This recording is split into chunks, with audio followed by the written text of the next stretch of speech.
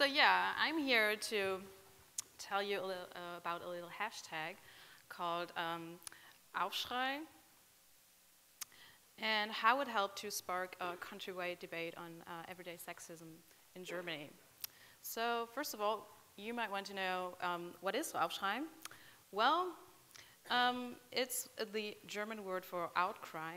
And to tell you what it represents now, I have to take you on a little trip through time to understand this better, back to January 24th, 2013, to be exact. Because that's when on the blog, Kleine 3, and you pronounce it perfectly, .org, a blogger called Micah Sifry published a post called "This is Not Normal." In this blog post, she described how street harassment affects her life and that women are still forced to believe that this was just a reality we had to deal with. You know, that's just the way men are and things will never change. So her post resonated deeply with many readers, especially women, of course, who shared similar stories in the comments and on social media. And we're just thankful for addressing the problem as something that's not their fault, but the fault of the men who act this way. So one of the readers, called Nicole von Horst, was reminded of her own experiences with sexism and sexual assault. And she took to Twitter to share her own stories. So just when I wanted to go to bed that night and check my Twitter feed for the last time, which of course you do as a nerdette, I saw this tweet go by. The doctor that patted my butt as I lay in the hospital after an attempted suicide. I was moved, I still am, admired her courage to share the story and was inspired. I wanted to add my own voice to this conversation. In order to amplify it, I suggested the first hashtag that came to mind, Aufschrei, outcry, because I basically like the idea of breaking the silence. So we continued to tweet under the hashtag, and although it was in the middle of the night, a lot of women joined in and shared their stories too. The Aufschrei timeline became busier and clearly showed the whole range of sexism, sexual assault, and harassment that women have to endure on a daily basis, from degrading remarks on the street to even rape. Aufschrei became an ad hoc campaign, and by next morning, 20,000 tweets had already posted under the hashtag.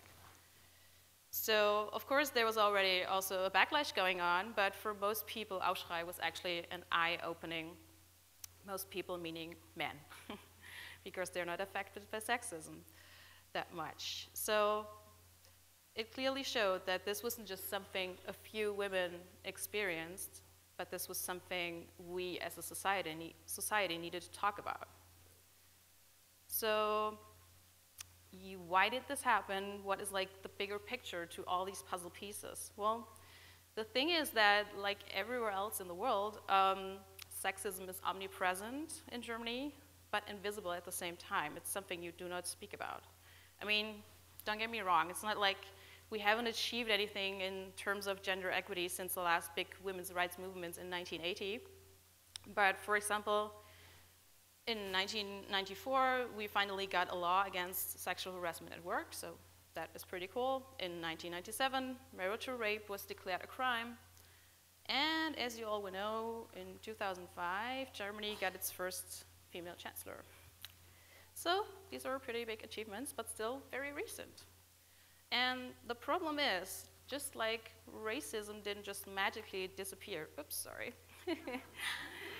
Just like racism didn't just magically disappear with Barack Obama becoming president of the United States, sexism didn't just go away with Angela Merkel becoming Chancellor of Germany. Though many people tend to think so. It's like women can vote, now you can even become the Chancellor, so everything's fine, right? So as members of a modern society, most Germans seem to think that sexism, gender stereotypes, and so on have been left firmly in the past, and now there's just something to laugh about. But of course, and sexism has also become an outdated term, and calling someone or something sexist makes you look outdated too, because sexism is just a cultural phenomenon that's like long overcome. But of course, reality shows a different picture. This is the management board of Thyssen, one of the biggest companies in Germany, a 100% men club and not a rare sight on executive level. But although women are still underrepresented in leading positions, our government won't enforce a gender quota to hack the very flawed system that created this imbalance in the first place. Just recently, actually, they even postponed a bill until the year 2020, although they could have passed it this year. It's just like, well, we just wait a little longer. It's going to be better then. So German mainstream media actually shows a similar gender imbalance. This is the percentage of women who work at 2 major newspapers. Just soak it in. So when you ask the question, who makes the news? Well, it's men, basically. When it comes to getting paid for the jobs that we do as women, we have a whopping gender pay gap of 22%. So German women working in full-time jobs earn roughly 22% less than men in comparable positions. Another puzzle piece in the bigger picture of sexism is the access to birth control. German women generally can't get the morning after pill without a prescription, although this works perfectly fine for 28 European countries. 28. We don't get it. We're surrounded by a culture that objectifies women and makes them men their consumers, where despite the civilization that we've built, we're only hunters and gatherers all over again. Men are strong and smart, women are emotional, read irrational, but at least they're pretty, right? Men are from Mars, men are from Venus, women are from Venus, and there are just so many differences, so we can't deal with each other. This is a message perpetuated on a daily basis and starts spreading at a very early age. I'm too pretty for math. A shirt targeted at 8-year-olds. Or rather their parents who think their child should wear something like that because it's just ironically, of course. Our society is a sexist one, and of course, despite sexism and gender stereotypes not being the same as sexual violence, they do support a culture in which gender-based violence is normalized and condoned by society. 58.2% of women in Germany say that they have been sexually harassed. This is not normal. So was I surprised that so many women had stories to tell under Aufschrei? Sadly, no. But I was overwhelmed to see how many of them use this little hashtag as a way to bravely and finally talk about everyday sexism, and they embraced it as a name for what was happening to them, for something they didn't have the language for. So first, it was on Twitter, and of course, quickly, Aufschrei was also discussed on blogs, but it was also, and this is a remarkable first, quickly picked up by mainstream media. Online, print media, radio, TV, all of them were reporting on the now so-called Aufschrei debate. The debate was taking place everywhere, and not just for a day, but for weeks. This is also thanks to this nice guy, Rainer Brüderle, a German politician and head of the party, the conservative party, FDP. He had sexually harassed a journalist, Laura Himmelreich, and she wrote an article about it in the magazine called Stern, which was published the same day as Micah Sifry's blog post. So that was a mere coincidence, but it totally amplified the way Aufschrei made it into mainstream media. So when Aufschrei blew up on Twitter and the media responded to that, it eventually helped to broaden the landscape and also talk more about systemic harassment and sexism. Now, such a huge traction is a big deal because Germany usually doesn't talk and put feminist issues on the front pages. And let's just say that when it comes to the internet and social media, journalists in Germany are usually not on top of things. Many of them had now learned what a hashtag is, actually.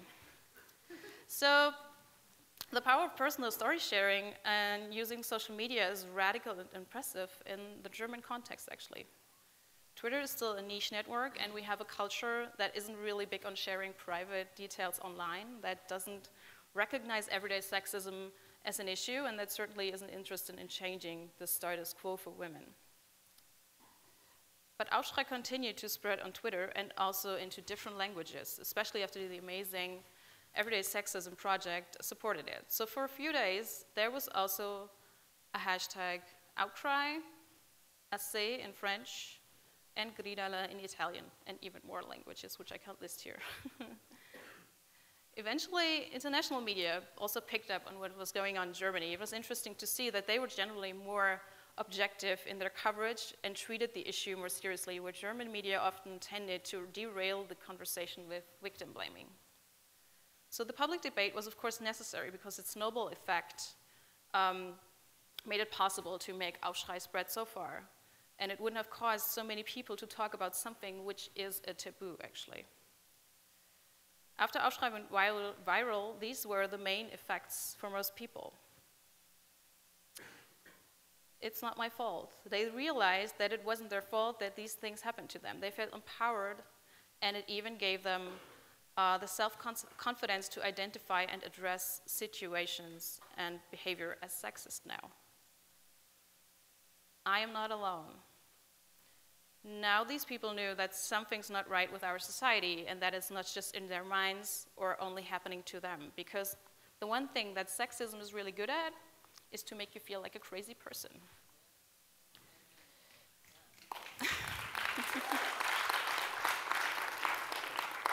Also, existing networks were strengthened, new ones were built, we found new friends and allies. I can talk about it. When Aufschrei is mentioned, it now helps to open up conversation about sexism because it immediately provides context. And many people were also relieved to just finally talk about what happens to them. I'm a proud feminist, so more people embrace the F word. With Aufschrei, many had realized what feminism stands for, that we still need it, and how it can help to shape a better society for all of us, regardless of gender. And Aufschrei was also a reality check for those who are not affected by sexism. It showed that it has nothing to do with flirting or sex, but it is about power structures and humiliation. It also made clear that these kinds of aggressions often intersect with other forms of discrimination like homophobia, transphobia, or racism. Many people, men in particular, realized that this is not a women's issue that women have to solve, not a battle between the sexes, but they realized that they need to stand up, stand with us, speak up, step in, if we all really want to make a difference. So with Aufschrei, statistics had become stories, and these personal testimonies helped to draw conclusions about the systemic root of these problems, something that is known as consciousness raising and has been part of feminist activism for a long time, now only using digital tools as well. So Aufschrei clearly made its way from the online to the offline world in many forms, actually. As street art, there are now specific events to publicly discuss the problem of everyday sexism. There are new books published on the subject. Aufschrei is the first hashtag ever to be nominated for Germany's most renowned award for online media. Thank you.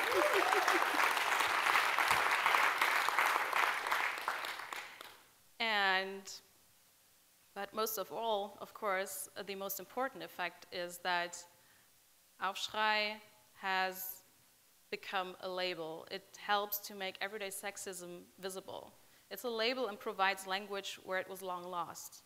Because in order to be able to solve a problem, we have to name it first. Aufschrei is about listening, understanding, and then doing the right thing. It's an opportunity to realize what we really, really want. It helps to disrupt the sexist culture that we live in and give space for the culture we should live in, where men are from Earth, women are from Earth, and we're all people treated with respect and dignity. In other words, feminism, fuck yeah.